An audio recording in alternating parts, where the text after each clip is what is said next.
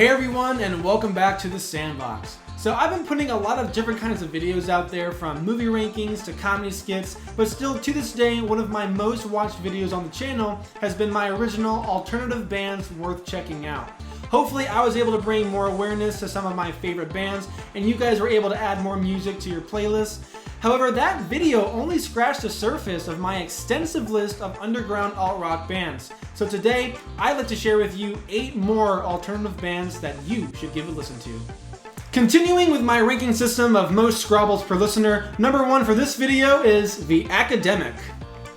I only recently found out about The Academic. I first heard them playing on the radio in the Raising Cane's this past summer and scrambled on my phone trying to find whose song that was playing. I then listened to their album and all their singles and I was hooked. Now, on first listen, their album might seem underwhelming for fans of Imagine Dragons and Third Eye Blind, but if you're like me and you're looking for that snappy pop sound filled with summery vibes, The Academic is the band for you. They're comprised of a squad of 20-something-year-olds, and their album explores themes such as coming of age, nightlife, and passing relationships. The first 6 songs on their album, Tales from the Back Seat, are all upbeat, rhythmic, daydream-inducing hits. For me, they have the best sound of any of the bands on this list today. They're soothing yet invigorating, relaxing and yet inspiring, and while their songs aren't super deep lyrically, they always produce a sound that I'm addicted to. They also come out with music fairly regularly, meaning no waiting years on end for new music. I'm looking at you, Philip Phillips. Some of my favorites include Fake ID, Mixtape 2003, Sometimes, and Super Like. If you like small pools or coin from my first video, you're gonna super like The Academic. Next on my list is another band I only discovered this past year, Against the Current. While sorting through Spotify and iTunes, I came across Against the Current as they were one of the bands that fans of All Time Low, The Maine, and Paramore were also listening to. They bring a breath of fresh air in the alt-rock community with their powerful and catchy choruses and insightful lyrics on topics that we can all relate to. Their female-led vocals and old-school meet modern sound immediately captured my interest, and so I immediately added them to my workout playlist. Songs that I play often include Young and Relentless, Runaway, and Personal. If you're a fan of Mr. Wise from my first video or the infamous Paramore, then Against the Current might just be your new favorite band. Continuing with some bands that I only recently discovered, next up is Sundara Karma. An indie rock band based in England, Sundara Karma is known for taking risks. They bring a weird yet awesome presence within their songs and performances. Their sound has this sort of gothic funk and some psychedelic post-punk elements. They also have some hilarious, although weird music videos that brighten up my day. However, viewer be warned, they are weird. Their songs get stuck in my head quite often, and their themes and stories range from religion to philosophy to old school parties, and their savvy and profound lyrics certainly set them apart from the other bands out there. My favorite songs are A Young Understanding, Lackey, and Symbols of Joy and Eternity, which makes for a great Halloween playlist song, by the way. If you liked Catfish and the Bottlemen from my first video, or you're fans of Arcade Fire and Two Door Cinema Club, then Sundara Karma is right up your alley. Next on this list is a band that I've actually followed ever since they first put music out, and I'm rocking their t-shirt today, Vinyl Theater. When the first album, Gold, came out in 2013, it didn't break any records or turn many heads. It was just another take on that fun electronic pop music you'd blare on the car on PCH. However, when they followed up with Electrogram in 2014, they had clearly fine-tuned their sound and style a bit more, and for me, each song on that 8-song album was memorable. They then toured and wrote their next album over the course of 3 years, and finally, Origami was born. They released 4 songs a month or so ahead of its release, those being My Fault, 30 Seconds, New Machines, and The Island, and each glistening track blew us fans away as they had clearly evolved their sound into something truly unique. The rest of the album did not disappoint either, and to this day, it remains one of my favorite albums of all time. The album covered topics you don't typically hear in songs either. The Island was our escape from any criticism or judgment. It's about laying your burdens down and taking a leap of faith when the trail runs cold. A good summation of the record's lyrical inspiration is just human existence, questioning everything about our time here and being wary of any absolutes. New Machines questions the limits of human knowledge and finds comfort in the boundless expanse.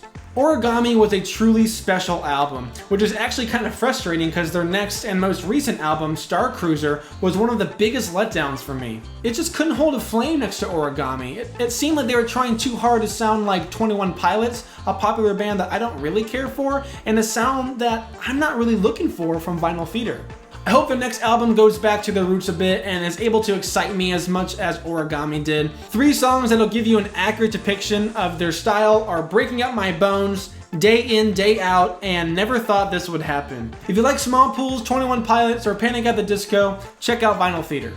Starting off the second half of this list is Circa Waves. Now, unlike Vinyl Theater, who is still trying to find their sound, it seems like Circa Waves has started settling on theirs. I think the Skinny's review of Circa Waves' third album says it best. The Liverpudlians of Circa Waves aren't afraid of growing up. Their first record, Young Chasers, was a vibrant, sound of the summer exploration of youthful indie rock. Their second, Different Creatures, as the title suggests, displayed change as the band started to show indications that they were coming of age.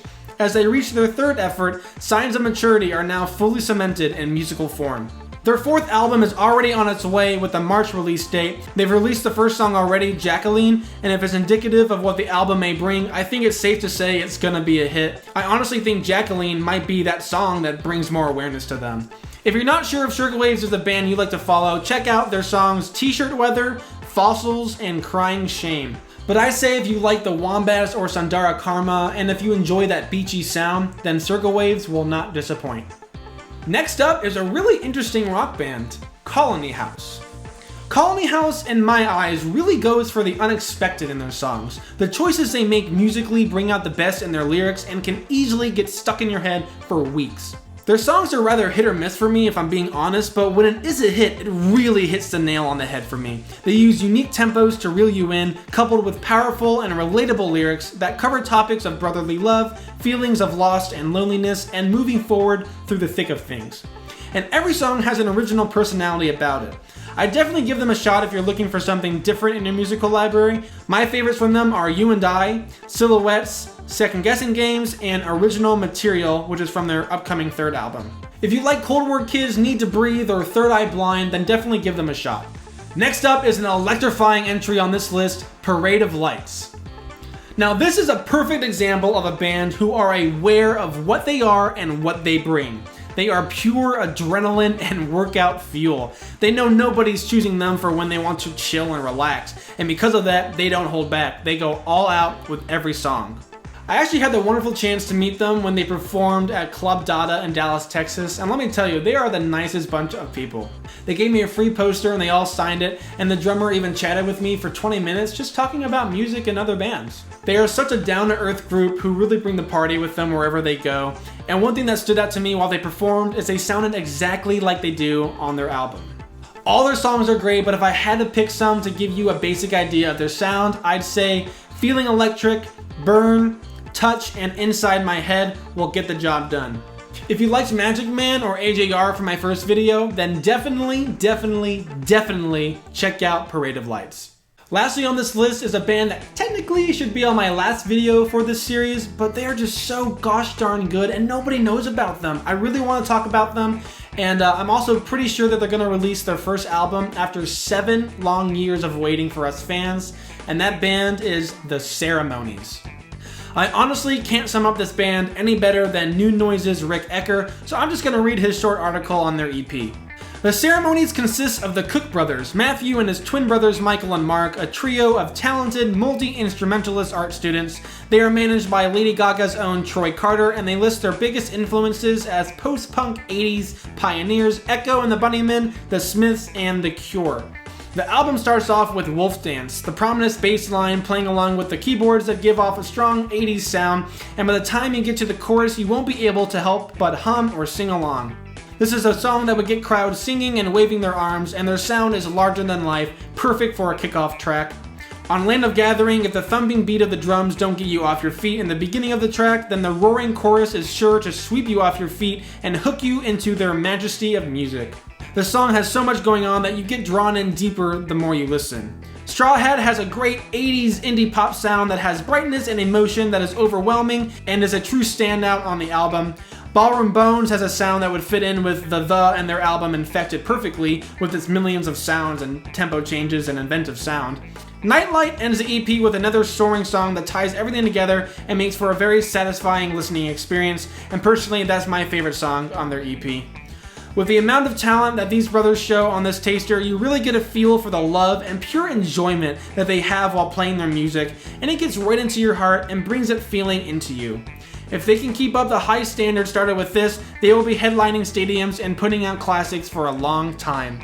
Guys, they have been working for some time on their first LP, and I actually got to hear their new music when I saw them live this past September, and believe me, they're gonna be big. Check out their stuff now. They only have 7 songs out right now. Their EP is a masterpiece of 80s new wave rock, and their single Love Caught is a wonderful and catchy addition to their arsenal. That's all I have for you guys this time around. Let me know in the comments if there are any small bands that you think I should check out, and if you listen to any of these 16 bands I've given you, let me know who you liked. That's it for now. I'll see you guys next time.